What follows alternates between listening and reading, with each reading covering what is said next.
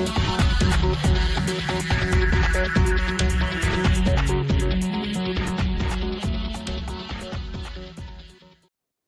everybody, Jeff King here, coming to you with another Initial Impressions video. This time for Looting Atlantis from Shoot Again Games, which is actually on Kickstarter right now and is going until October 22nd, 2015.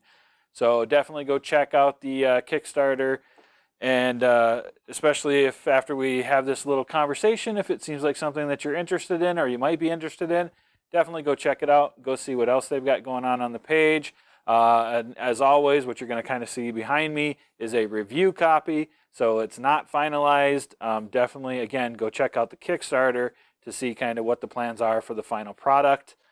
But for initial impressions on this game, what are we doing? It's a 2 to 4 player game, and it plays in roughly 30 minutes. So 2 to 4 players can play up to 30 minutes. It's kind of a set collection style game, and not really area control, more like area destruction. The premise of the game is that Atlantis has an active volcano on it. It erupts, and this is kind of the destruction of Atlantis. You and your and some other prominent families of Atlantis have decided that, you know what, this is it. We're going down. The ship is sinking. There are some other primitive civilizations out there that we can kind of go to, and why not take some of our inventions with us? So you fly around on your flying cars. You collect all of these technology that Atlantis has, so that you can set yourself up nice and cushy in your foster land that you go to.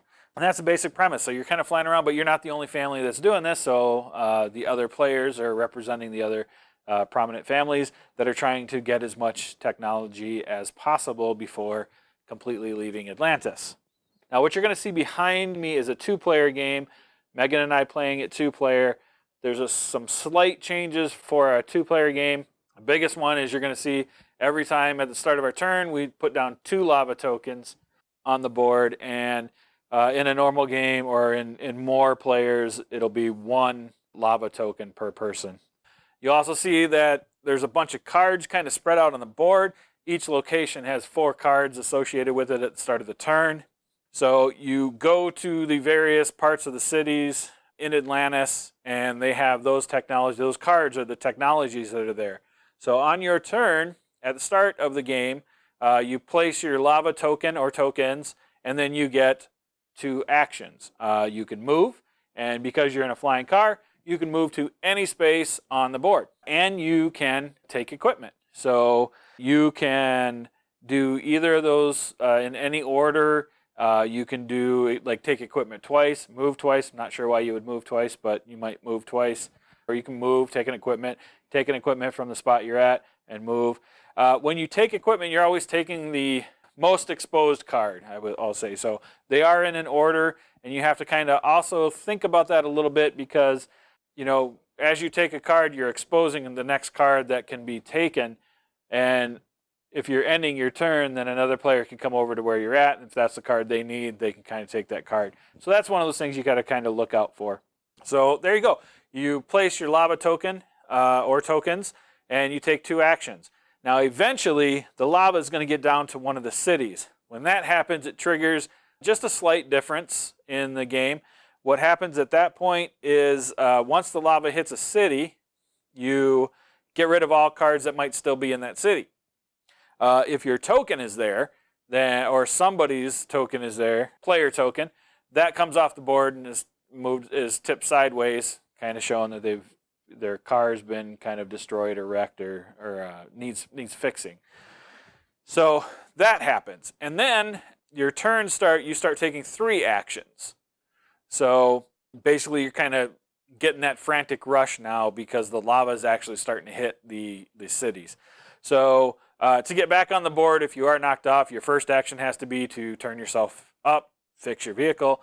Your next action would be to take a move action to get on the board. So you're collecting these cards, like I said, and all of them are a little bit different. All of them score a little bit different. Some of them are in sets. Some of them have individual points on them.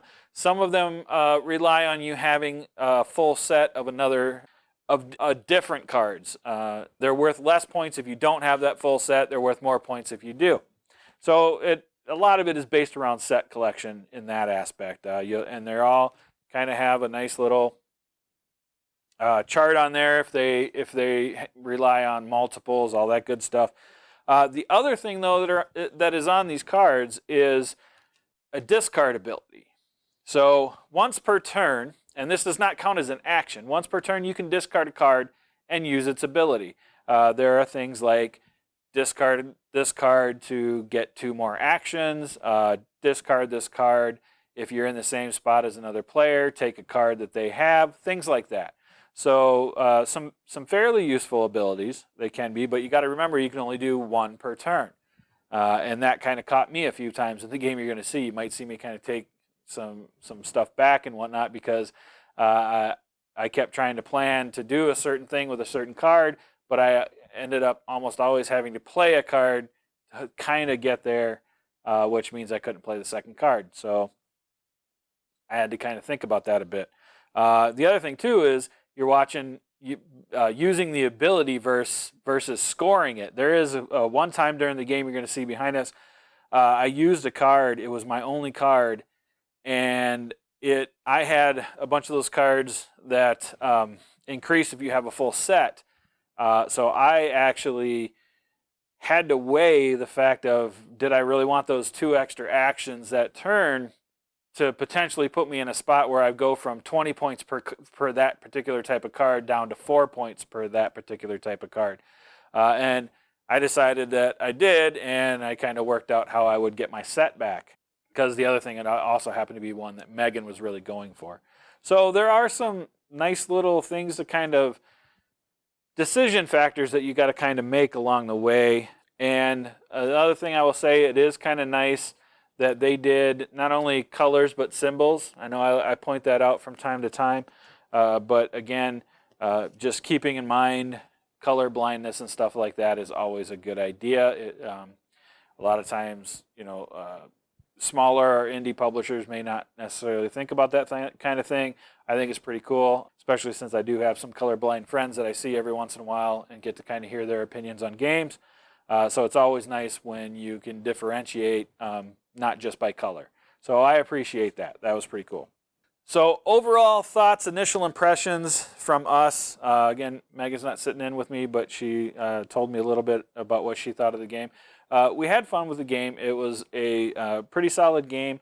I do like kind of making some of those decisions. Like I said, giving up a card that potentially cost me a bunch of points. There is one thing I should also point out. At any time during the game, there is one, for a 2-player game, there are multiple areas you can go to outside of Atlantis, kind of like your new foster home kind of deal, or adopted home. But depending on the number of players, there's always going to be not enough for every player to get to, and going to that spot gets you bonus points. So, for instance, in the game you're going to see behind me, it was Egypt, and Egypt is worth 40 points. Myself and Megan couldn't go to Egypt. Only one of us could get there, and in order to do that, you have to be on the board, so not knocked out by lava, and forego all of your actions, play no cards, that kind of thing. Just pretty much say, okay, I'm out, and go to Egypt. And the first person that does that gets to go there and gets that 40 points. The caveat being that on subsequent turns, the only thing they're going to do is place lava. They don't get to collect any more cards or anything like that. They've pretty much abandoned Atlantis, gone to Egypt, and set up shop. So in the game you're going to see behind us, I think I won by less than 10 points, but I did win. But Megan was the one that got off the board right towards the end. Like, the game was pretty much, we pretty much pushed our luck on that one right to the end, but she did go off and get that 40 points.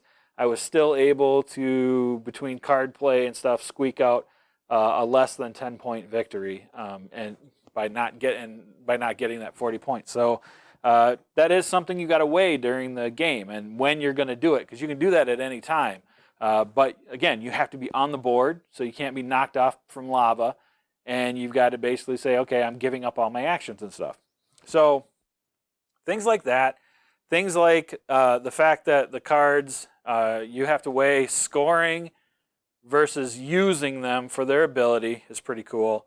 I like the kind of lava tick down. I will say, I don't know if it was because we were in a 2-player and placing 2 at a time. That felt a bit rushed to us at times. It kind of felt like that we almost at a 2-player game could have stayed at 1 lava per person and been just fine.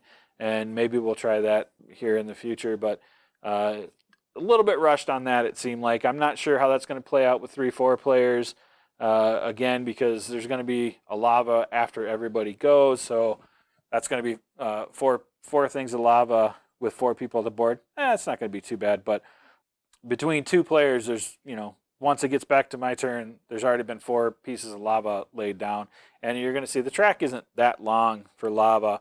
And we spaced it out as long as possible. Like, we didn't start hitting the cities until we had to. And we still felt a little bit rushed in that aspect. So that's the only caveat. And again, you can go back to like one per player, one lava token per player, and see how that plays. So that's a pretty minor thing. But again, overall, having me make choices with the cards, having different abilities on the different cards, having to worry about the set collection and what sets my opponents are going for, what sets I'm going for, and again, do I need to use the abilities on the card versus scoring them? I don't think I said it, but when you discard a card, it actually goes to the pile of the location you're in. So it's the only time cards are not available at all is if lava hits the spot. If you discard a card, it goes back on the board so somebody else can potentially pick it up. That's another thing you have to weigh. I'm using this card, but is somebody else going to potentially get it from me? That kind of thing. So all of those things, I think this is a pretty cool little solid game. A nice 30-minute, not quite filler. It's in the filler range. It really is. I think it plays light enough and it's easy enough to kind of pick up that it could kind of be considered not maybe filler, but filler/gateway game kind of thing. It's right in that sweet spot, I think, to kind of, again, you're only doing a few things. You're throwing down lava, you're taking your 2 to 3 actions depending on where you are in the game. And those actions are move or take equipment, and then again, you can lay down an equipment card once per turn. So very limited kind of things that you really have to think about other than looking at sets and stuff. So really solid game in that area. I would definitely go check it out if you are looking for a game in this wheelhouse. Something that you can kind of play with casual players, but still has a bit of strategy to it. Something that has a bit of that take that element in it as well, because again, depending on how you play lava, there's some ability, equipment cards, like I said, you can discard to take cards from other people to either mess with their sets or make your sets better. So there's a little element to take that. There's a little element of, again, the set. There's a lot of element of the set collection. There's the area of destruction with the lava. You can also use the lava to take out cities that have cards that you know your opponents need. All of those little things. And again, the multiple uses of the cards. Those are all solid choices for me.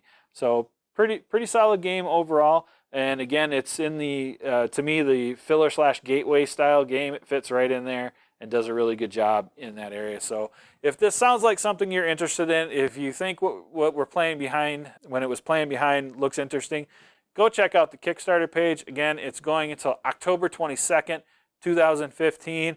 Go look at what they've got to say. Go check out what the final product is possibly going to look at. Go check out some of the other reviews. I'm sure they've got plenty of other reviews up there. In fact, I know they do. So go check it out for yourself. And again, back it. This is a great indie project that is, in the vein of one of those games that potentially is not going to get made unless they get funding. This isn't a big company trying to put out a game, but an indie company trying to get started with, I think this is their 3rd Kickstarter, and it's a pretty solid game. So go check it out. Again, it is Looting Atlantis from Shoot Again Games, and you can go out to the Kickstarter and check out all the finalized artwork or what they're looking for the artwork and all that good stuff. Thanks for checking us out, and I'll talk to you again soon.